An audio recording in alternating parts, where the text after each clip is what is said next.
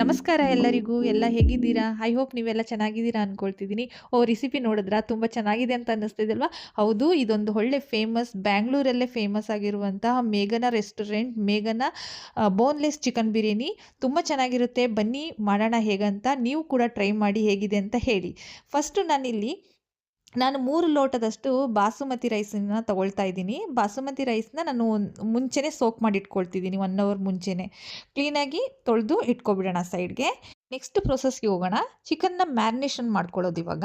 ನಾನಿಲ್ಲಿ ಅರ್ಧ ಕೆಜಿಯಷ್ಟು boneless chicken ತಗೊಂಡಿದ್ದೀನಿ. ಈಗ ನಾನು ಇಲ್ಲಿಗೆ ಮಸಾಲೆನ ಆ್ಯಡ್ ಮಾಡ್ಕೊಳ್ತಿದ್ದೀನಿ. ಇವಾಗ 2 ಟೀ ಸ್ಪೂನಷ್ಟು ರೆಡ್ ಚಿಲ್ಲಿ ಪೌಡರ್ ಹಾಕ್ಕೊಳ್ತಾ ಇದ್ದೀನಿ. ಹಾಗೆ ನಾನು 3 ಟೀ ಸ್ಪೂನಷ್ಟು ಕೊರಿಯಾಂಡರ್ ಪೌಡರ್‌ನ ಹಾಕ್ಕೊಳ್ತಾ ಇದ್ದೀನಿ. ವಿಡಿಯೋ ತುಂಬ ದೊಡ್ಡದಿದೆ ಅಂತ ಇಗ್ನೋರ್ ಮಾಡಬೇಡಿ. ಪ್ಲೀಸ್ ಎಂಡ್‌ವರೆಗೂ ನೋಡಿ, ಆಮೇಲೆ ನೀವು ಕಮೆಂಟ್ ಮಾಡಿ. ಸೊ ನಾನಿವಾಗ 1 ಟೀ ಸ್ಪೂನಷ್ಟು ಗರಂ ಮಸಾಲ, 2 ಟೀ ಸ್ಪೂನಷ್ಟು ಚಿಕನ್ ಮಸಾಲ. ಚಿಕನ್ ಮಸಾಲನೇ ಇಲ್ಲಿ ಮೇನ್ ಇಂಗ್ರೀಡಿಯೆಂಟ್ಸ್ ಅಂತ ಹೇಳ್ಬೋದು ಮೇಘನಾ ಬಿರಿಯಾನಿಗೆ. ಇವಾಗ ನಾನಿಲ್ಲಿ half tea spoon pepper powder, half tea spoons ಬಂದು ನಾನು ಜೀರಿಗೆ ಪುಡಿಯನ್ನು ಹಾಕ್ಕೊಳ್ತಾ ಇದ್ದೀನಿ. ಸ್ವಲ್ಪ ಕಸೂರಿ ಮೆಥಿನ ಕ್ರಷ್ ಮಾಡಿ ಹಾಕ್ಕೊಳ್ತಾ ಇದ್ದೀನಿ. ಇವಾಗ ನಾನು ಸ್ವಲ್ಪ ಫ್ರೈಡ್ ಆನಿಯನ್ ಕೂಡ ಹಾಕ್ಕೊಳ್ತೀನಿ. ನಿಮ್ಮ ಹತ್ರ ಇದ್ದರೆ ಹಾಕ್ಕೊಳ್ಳಿ, ಇಲ್ಲಾಂದರೆ ಆಪ್ಷನಬಲ್. ಸೊ ನಾನಿಲ್ಲಿ ಜಿಂಜರ್ ಗಾರ್ಲಿಕ್ ಪೇಸ್ಟನ್ನು ಕೂಡ ಸೇರಿಸ್ಕೊಳ್ತಾ ಇದ್ದೀನಿ. ಮತ್ತು ರುಚಿಗೆ ತಕ್ಕಷ್ಟು ಉಪ್ಪು. 1 ಎಗ್ಗನ್ನ ನಾನು ತೊಗೊಳ್ತಾ ಇದ್ದೀನಿ. ಎಗ್ ಹಾಕಿದ ನಂತರ ಚೆನ್ನಾಗಿ ಮ್ಯಾರಿನೇಷನ್ ಮಾಡ್ಕೊಳ್ಳೋಕ್ಕೆ ಮಿಕ್ಸ್ ಮಾಡ್ಕೊಳ್ಳೋಣ. ಎಲ್ಲ ಮಸಾಲ ಹೊಂದ್ಕೊಳ್ಳೋ ಥರ ಚಿಕನ್ಗೆ ಮಿಕ್ಸ್ ಮಾಡ್ಕೊಬಿಡೋಣ. ನಿಮಗಿದು ಪ್ರೋಸೆಸ್ ತುಂಬ ದೊಡ್ಡದು ಅನಿಸ್ಬೋದು. ಇಲ್ಲ, ನೀವು ದಯವಿಟ್ಟು ಎಂಡ್ವರೆಗೂ ನೋಡಿ, ಆಮೇಲೆ ನೀವೇ ಹೇಳ್ತೀರಾ ಹೆಂಗಿದೆ ಅಂತ. ಸೊ ಚೆನ್ನಾಗಿ ಮಿಕ್ಸ್ ಆಗಿದ ನಂತರ ನಾನಿಲ್ಲಿ 1 ಟೀ ಸ್ಪೂನಷ್ಟು ಕಾರ್ನ್‌ಫ್ಲೋರ್ ಪೌಡರು, ಹಾಗೆ 1 ಟೀ ಸ್ಪೂನಷ್ಟು ಕರ್ಡನ್ನು ಹಾಕ್ಕೊಂಡು ಚೆನ್ನಾಗಿ ಮಿಕ್ಸ್ ಮಾಡಿಟ್ಕೊಂಡು ಮ್ಯಾರಿನೇಷನ್ ಆಗುತ್ತೆ. ಸೊ ಈ ಪ್ರೋಸೆಸ್ ಏನಿಲ್ಲ, ನೀವು ಬಿರಿಯಾನಿ ಸ್ಟಾರ್ಟ್ ಮಾಡೋಕ್ಕೆ ಮುಂಚೆನೇ ಇದೆಲ್ಲ ಮಾಡಿಕೊಂಡ್ರೆ ಸಾಕು. ನೀವು ಬಿರಿಯಾನಿ ಮಾಡೋಷ್ಟರಲ್ಲಿ ಚಿಕನ್ ಕೂಡ ಮ್ಯಾರಿನೇಷನ್ ಆಗಿಬಿಡುತ್ತೆ, ಮಸಾಲೆ ಎಲ್ಲ ರೆಡಿ ಮಾಡ್ಕೊಳ್ಳೋಷ್ಟರಲ್ಲಿ.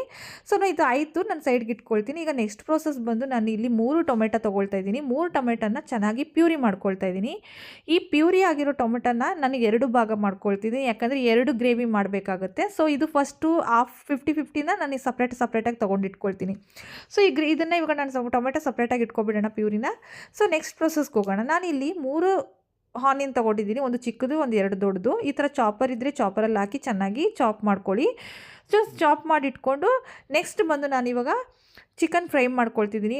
ಪಾತ್ರೆಯಲ್ಲಿ ಎಣ್ಣೆ ಹಾಕ್ಕೊಂಡು ಆಯಿಲ್ ಕಾಯಿಸಿಟ್ಕೊಂಡು ಎಲ್ಲ ಮ್ಯಾರಿನೇಷನ್ ಮಾಡಿ ಇಟ್ಕೊಂಡಿರುವಂಥ ಚಿಕನ್ನ ಇದರಲ್ಲಿ ಹಾಕ್ಕೊಂಡು ಚೆನ್ನಾಗಿ ಫ್ರೈ ಮಾಡ್ಕೊಳ್ತಿದ್ದೀನಿ ಎಲ್ಲ ಚಿಕನ್ನು.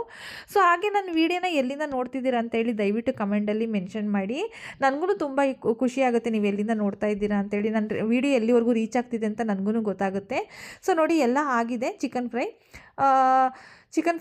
ಚಿಕನ್ ಫ್ರೈ ರೆಡಿಯಾಗಿದೆ. ನೆಕ್ಸ್ಟ್ ಪ್ರೋಸೆಸ್ಗೆ ಹೋಗೋಣ. ಇವಾಗ ನಾನು ಒಂದು ಪ್ಯಾನ್ಗೆ 1.5 ಬಿಗ್ ಸ್ಪೂನಷ್ಟು ನಾನು ಎಣ್ಣೆ ತೊಗೊಳ್ತಾ ಇದ್ದೀನಿ. ಆ ಎಣ್ಣೆಗೆ ಚಾಪ್ ಮಾಡ್ಕೊಂಡಿರೋ ಆನಿಯನ್ನ ಸೇರಿಸ್ಕೊಂಡು ಚೆನ್ನಾಗಿ ಫ್ರೈ ಮಾಡ್ಕೊಳ್ತಿದ್ದೀನಿ.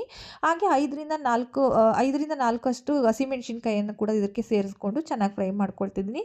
ಎಣ್ಣೆ ಮೇಲೆ ತೇಲ್ತಿರ್ಬೇಕಾದ್ರೆ ಸ್ವಲ್ಪ ಜಿಂಜರ್ ಗಾರ್ಲಿಕ್ ಪೇಸ್ಟು 1 ಟೀ ಸ್ಪೂನಷ್ಟು ಹಾಕ್ಕೊಂಡು ಚೆನ್ನಾಗಿ ಫ್ರೈ ಮಾಡ್ಕೊಳ್ಳೋಣ.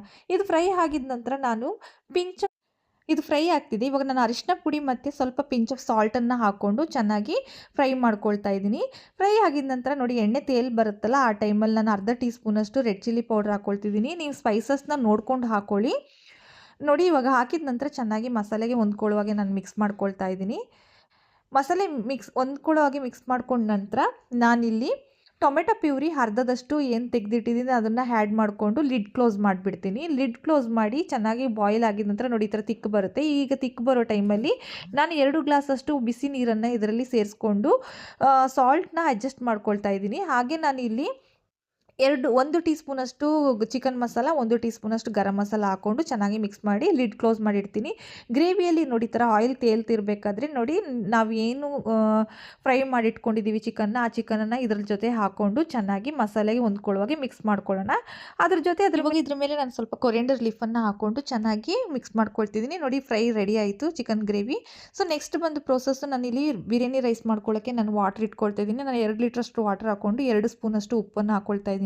ಹಾಗೆ ನಾನಿಲ್ಲಿ 1 ಇಂಚು ಚಕ್ಕೆ, 3 ಲವಂಗ, 3 ಏಲಕ್ಕಿಯನ್ನು ಹಾಕ್ಕೊಂಡು 2 ಬೇ ಲೀಫನ್ನು ಕೂಡ ಹಾಕ್ಕೊಳ್ತಾ ಇದ್ದೀನಿ.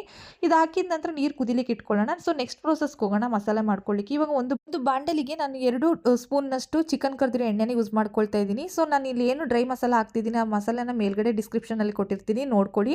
ಹಾಗೆ ನಾನು ಇಲ್ಲಿ 2 ದೊಡ್ಡ ಆನಿಯನ್ ತೊಗೊಂಡು ಉದ್ದುದ್ದ ಕಟ್ ಮಾಡಿಕೊಂಡು ಆ ಆನಿಯನ್ ಕೂಡ ಹಾಕ್ಕೊಂಡು ಚೆನ್ನಾಗಿ ಎಣ್ಣೆಲಿ ಫ್ರೈ ಆಗಿದ ನಂತರ ಜಿಂಜರ್ ಗಾರ್ಲಿಕ್ ಪೇಸ್ಟನ್ನು ಸೇರಿಸ್ಕೊಂಡು ಚೆನ್ನಾಗಿ ಫ್ರೈ ಮಾಡ್ಕೊಳ್ತಿದ್ದೀನಿ.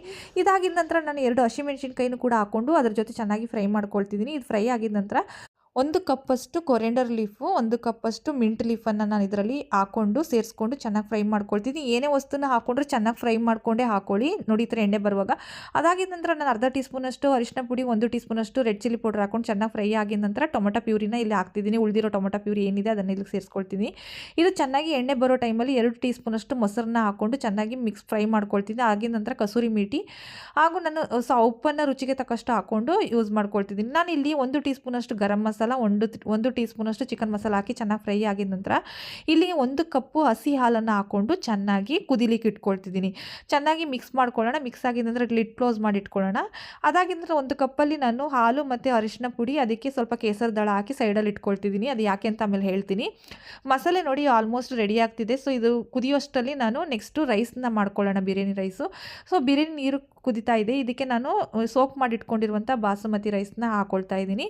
70% ರೈಸ್ ಕುಕ್ ಆದರೆ ಸಾಕು.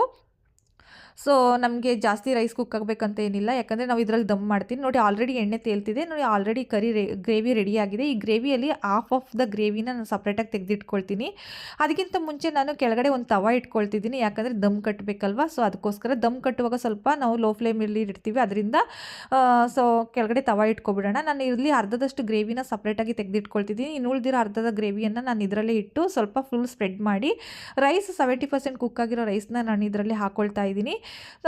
ಇನ್ನೂ ಉಳಿದಿರೋ 50% ಏನು ತೆಗೆದಿಟ್ಟಿದ್ದೀನಿ ಆ ಗ್ರೇವಿಯನ್ನು ಕೂಡ ಇದರಲ್ಲಿ ಹಾಕ್ಕೊಳ್ತಾ ಇದ್ದೀನಿ. ಉಳಿದಿರುವಂಥ ರೈಸ್ನು ಕೂಡ ರಿಟರ್ನ್ ಹಾಕ್ಕೊಂಡು ಸ್ಪ್ರೆಡ್ ಮಾಡ್ಕೊಳ್ತಾ ಇದ್ದೀನಿ.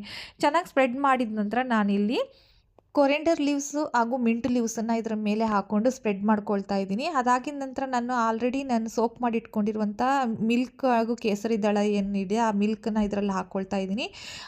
ಮತ್ತು ನಾನು ಉಳಿದಿರುವ ಗ್ರೇವಿ ಇದೆ ಅಲ್ವಾ, ಅದಕ್ಕೂ ಸ್ವಲ್ಪ ಮಿಲ್ಕ್ ಹಾಕ್ಕೊಂಡು ಅದನ್ನು ಸಹ ಸೇರಿಸ್ಕೊಳ್ತಾ ಇದ್ದೀನಿ. ಇದರ ನಂತರ ನಾನು ಇಲ್ಲಿ 3 ಟೀ ಸ್ಪೂನಷ್ಟು ತುಪ್ಪನ ಹಾಕ್ಕೊಳ್ತಾ ಇದ್ದೀನಿ. ತುಪ್ಪ ಹಾಕಿದ ನಂತರ ನಾನಿಲ್ಲಿ ಚಿಕನ್ ಮಸಾಲಾನ ಹಾಕ್ಕೊಳ್ತಾ ಇದ್ದೀನಿ. ಚಿಕನ್ ಮಸಾಲ ಹಾಕಿ ಇವಾಗ ನಾವು ಇಟ್ಕೊಳ್ಳೋಣ. ಒಂದು 20 ಮಿನಿಟ್ಸ್ ಲೋ ಫ್ಲೇಮಲ್ಲಿ ದಮ್ಗಿಟ್ಕೋಬೇಕು.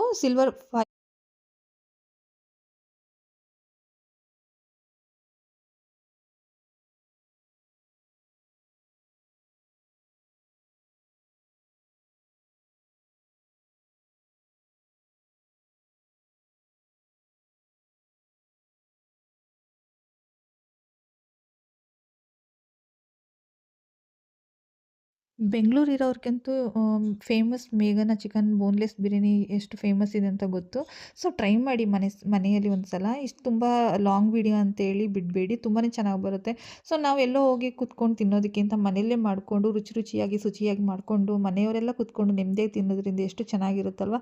ಸೊ ಹಾಗೆ ನನ್ನ ಚಾನಲ್ನ ಯಾರೆಲ್ಲ ನೋಡ್ತಾ ಇದ್ದೀರಾ ದಯವಿಟ್ಟು ಸಪೋರ್ಟ್ ಮಾಡಿ, ಸಬ್ಸ್ಕ್ರೈಬ್ ಮಾಡ್ಕೊಳ್ಳಿ, ಲೈಕ್ ಮಾಡಿ, ಕಮೆಂಟ್ ಮಾಡಿ. ಈ ರೆಸಿಪಿನ ಮಾತ್ರ ಮರಿದೇನೆ ನೀವು ಮನೆಯಲ್ಲಿ ಒಂದು ಸಲ ಟ್ರೈ ಮಾಡಿ. ತುಂಬ ಚೆನ್ನಾಗಿ ಬರುತ್ತೆ ಈ ರೆಸಿಪಿ ನಿಮಗೋಸ್ಕರ. ಏನಾದರೂ ಡೌಟ್ ಇದ್ದರೆ ಕಮೆಂಟಲ್ಲಿ ಮೆನ್ಷನ್ ಮಾಡಿ, ನಾನು ನಿಮಗೆ ಕ್ಲಾರಿಫೈ ಮಾಡ್ತೀನಿ. ಇದೇ ಥರದ ಒಳ್ಳೆಯ ರೆಸಿಪಿಗಳಿಗಾಗಿ ರುಚಿಯಾಗಿರುವಂಥ ಅಡುಗೆಗಳಿಗಾಗಿ ನನ್ನ ಚಾನಲ್ನ ಸಬ್ಸ್ಕ್ರೈಬ್ ಮಾಡಿ, ಸಪೋರ್ಟ್ ಮಾಡಿ. Thank you. ನೆಕ್ಸ್ಟ್ ವಿಡಿಯೋದಲ್ಲಿ ಸಿಗೋಣ.